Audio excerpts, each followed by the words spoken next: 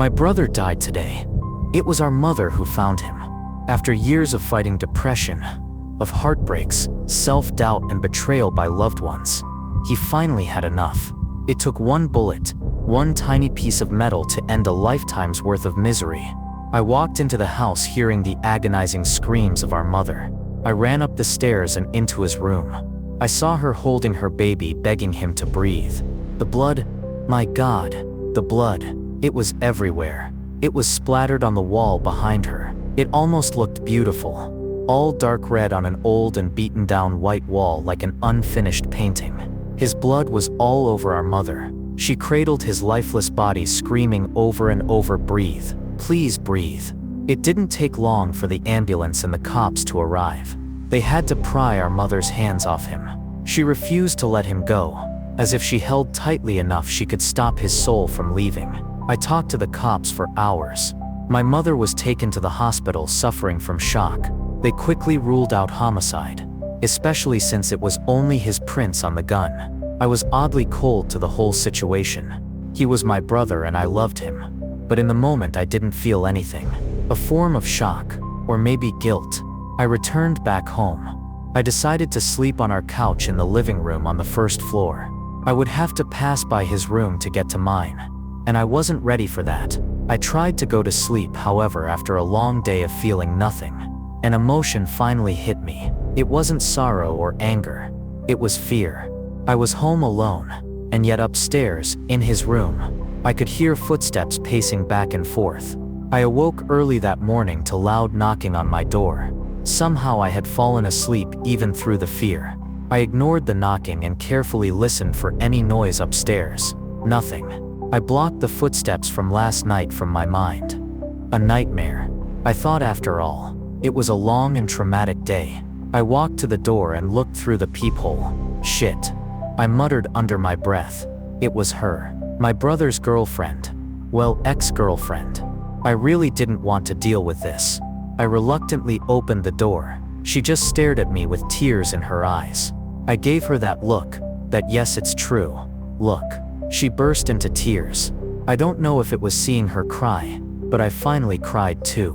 We held each other and cried in the doorway for what felt like ages. After some time she stopped and looked at me with tears in her eyes still. I motioned for her to come inside. We walked over to the couch and sat down in silence, not looking at each other, both of us preoccupied with our own thoughts. Then she looked at me and said it. I knew it was coming. The same thought was going through my head all day. "You know this is our fault, we fucking killed him." "No," I finally said. "We fucked up, yeah, but we didn't kill him. We didn't put the gun to his head and pull the fucking trigger. He did that. We might as well have," she whispered. "Look, he always struggled with this, all his life. He is the one who gave up and ended it. He was the coward, not us." I yelled. "How can you say that?" she said, horrified. "Because it's the truth. He wasn't the only one who suffered. I suffered, you suffered. That's life. He chose to give up," I yelled. "That is exactly what a coward does." She paused before she spoke again. "You can call him a coward all you want, it doesn't change what we did to him. It doesn't change the fact we hurt someone who loved us." She spoke softly. My mind raced back to that night, just a few days before he died. She had been arguing with him again. In anger he left the house. I came home to find her in the kitchen crying. Shit, they were fighting again, I thought. She looked at me and said, "It's over." I always loved her, since we were kids. However, my brother did what I couldn't. I was always too scared to make a move. He went for it. I always resented him for it. I never told him, but deep down I always thought he knew how I felt about her. That night, seeing her so hurt destroyed me. I just wanted to be there for her, to let her know it would be okay, that the world hasn't ended. We eventually ended up in my room. I knew it was wrong, but I couldn't stop myself. I had always dreamed of this moment. That night was the best night of my life. I had been with many women before her, but nothing compared to that night with her. I learned what it meant to truly love someone. To my disdain, I realized that night, I didn't just love her, I was in love with her. We fell asleep in each other's arms. This was our big mistake. I awoke the following morning with her still naked next to me.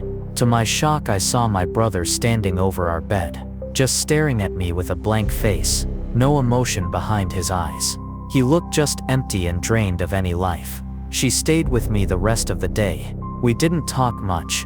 We were both still trying to accept that he was gone. My mind just would not stop.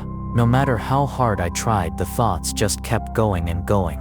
I felt a combination of emotions that day. First sorrow, then anger, but also slight happiness. Not because he was dead, but happy that she was here with me. I hated myself. I hated my brother. I hated the whole world and wanted to just fucking burn down. She left in the afternoon to return home. We had a service prepared for him early in the morning.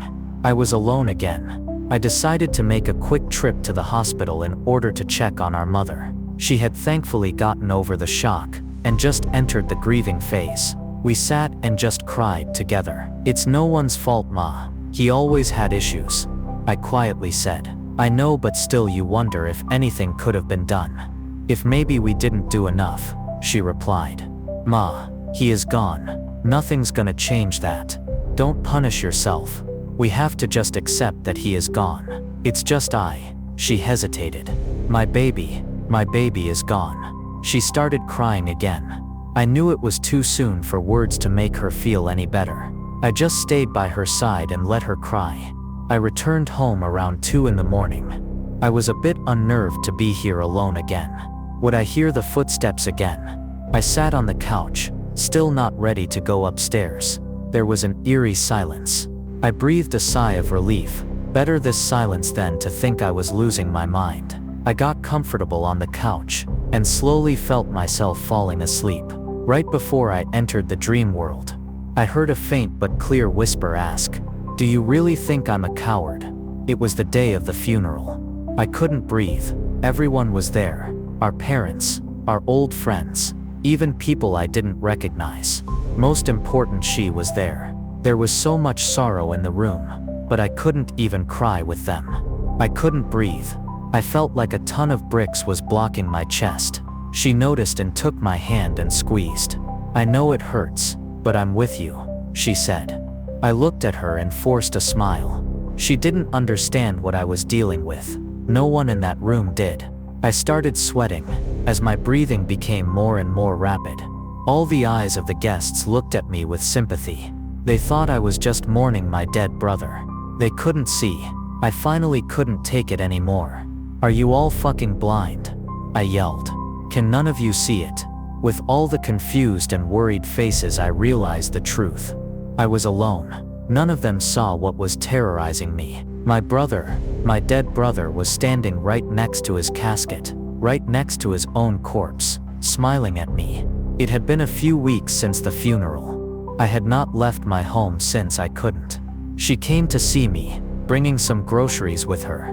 "I know it's been hard on you, but you have to start trying to move on. Come outside with me. Let's go for a walk," she said. I stayed silent. I could see frustration building in her eyes. "Look," she said, after some time of silence passed. "You're not the one who died. He is gone.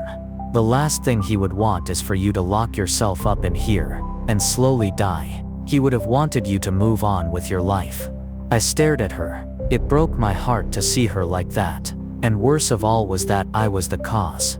As I tried to speak when he interrupted me, "She is wrong. I don't want you to move on. I want you to suffer as you made me suffer. You're the reason I am dead.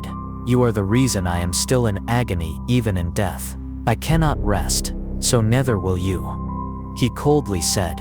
I just stared at his lifeless face, powerless to say or do anything. He was so pale. The right side of his head had the hole where the bullet had entered. He stared at me with his brown, yet lifeless eyes. And he was always smiling, an unnatural ear-to-ear smile. What started off as footsteps in the night turned into a nightmare I couldn't escape. He was always there, always smiling at me. I would go to bed and wake up in the mornings hoping he was gone. However, I was always greeted with a simple "Hello, brother," and that same demented smile.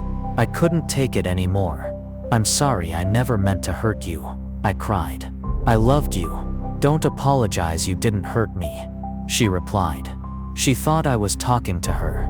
It wasn't her fault. She was oblivious to my brother's presence. I took a deep breath, looked into her eyes, and told her, "I need help.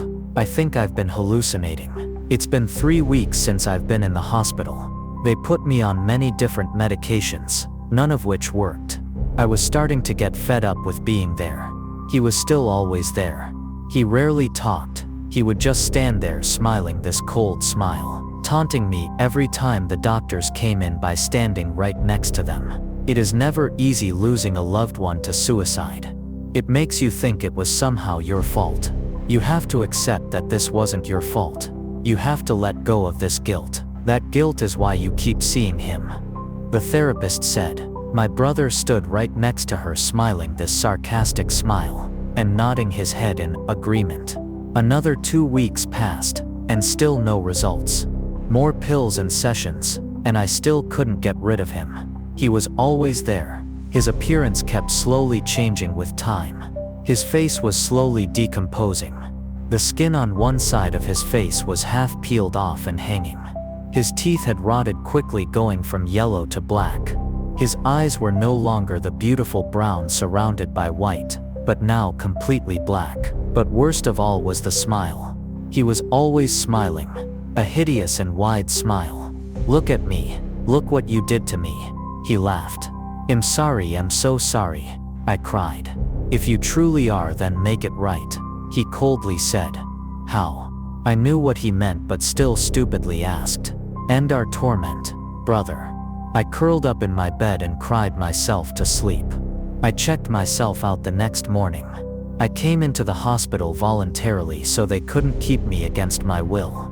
They had their chance, but their pills made no difference. I found myself standing in front of 2 bronze doors.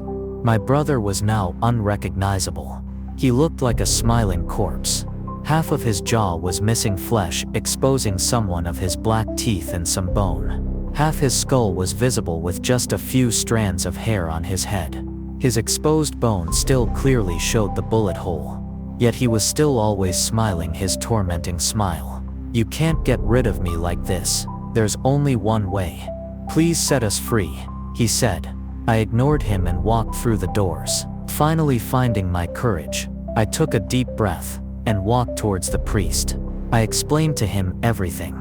I told him about my brother's suicide and how he haunted me day and night. "Is he here now?" asked the priest. "Yes, he is standing right beside you," I quietly replied. The priest looked around, visibly uncomfortable. "Please help me. I don't know what else to do," I desperately asked. "I will do my best, but you have to put your complete faith in God. There can be no doubt. Surrender yourself to him and he will guide you to salvation," he said. My brother laughed. "Surrender? Sounds like he wants you to sell your soul," he smirked. I ignored him. "This isn't a possession, so an exorcism will not work. Besides, we would have to get approval from the church and that could take weeks," the priest said. "So what can we do?" I asked. "Pray. Pray to God for his protection and to ward off any evil spirits," he replied. "We can start with the Lord's Prayer. Do you know it?" I nodded my head. My brother was furious now. "You can't do this to me. I'm your brother," he yelled. We started. "Our Father in heaven, hallowed be thy name. Thy kingdom come, thy will be done." My brother started to scream, not in anger but agony. The priest continued with his prayer. I stood there with eyes shut tightly, praying that this would finally get rid of him. My brother screamed a terrible high-pitched scream, as if he was on fire. "You already killed me, and now you wish to make me suffer more. Please, brother, it burns. It burns so much," he yelled. His screams were horrifying. I never heard any scream like it. It sounded like the pain he was in was no pain that man could inflict on each other. I kept my eyes closed. I hated what it was doing to him. He was still my brother, but I needed to be free of him. I needed relief. I opened my eyes and was mortified at what I saw. My brother was burning. His rotting flesh was burning off agonizingly slow. His screams only got pounded as I saw his flesh burn to the bone. The priest continued his prayer, but looked at me with concern. My brother continued to burn. Bones were all that was left, but they were slowly charring before my eyes. He took a step towards me, but as soon as his foot landed on the floor, it crumbled to ash as his body fell onto the floor. His skull looked up at me as he reached out with one hand before the rest of his body crumbled to ash as well. Just like that, he was gone. It was quiet now. The priest was no longer praying. All you could hear was my heavy, panicked breathing. He finally spoke. "It's over, you should go home," he said. He tried to keep his voice calm, but he could not hide the slight trembling in his voice. He was afraid, but he looked like he wasn't afraid of what happened, but rather afraid of me. Why would he be? I took one last look at him, then the floor where my brother was, and without a word I walked out of the church. I made my way back to our home. This nightmare was finally over. I still had so many questions. What caused this? Was that thing even really my brother? And where is my brother now? In the moment it didn't matter. I was just happy it was over. I decided to finally go to his room and clean the mess he left behind. I braced myself before opening the door, ready to see the terrible scene of dried blood everywhere. What greeted me when I opened the door was worse than I could have ever imagined. Right there at the end of the bed was my brother sitting with his cold smile. "You can't get rid of me. I know. The only way this ends is if you make it right. I know. So do what you have to do." "I will, brother." I called her. I told her I was hurting, and I didn't want to be alone. She came over right away. I motioned her in. She sat on the couch and I thanked her for coming. I didn't want to, but I knew what I had to do to make it right. She was sitting on the couch faced away when I slowly walked behind her and pulled the trigger. My brother stood next to her body. "Almost there, brother." I looked at him and then glanced at her still body on the floor. There was only one way to end this, one way to make right what we did. I slowly placed the gun in my mouth. For the first time I felt no fear, no panic. I felt cold, like my dead brother. I thought about my mother. I thought about all the decisions I made that led up to this. And then with my eyes closed, I squeezed the trigger.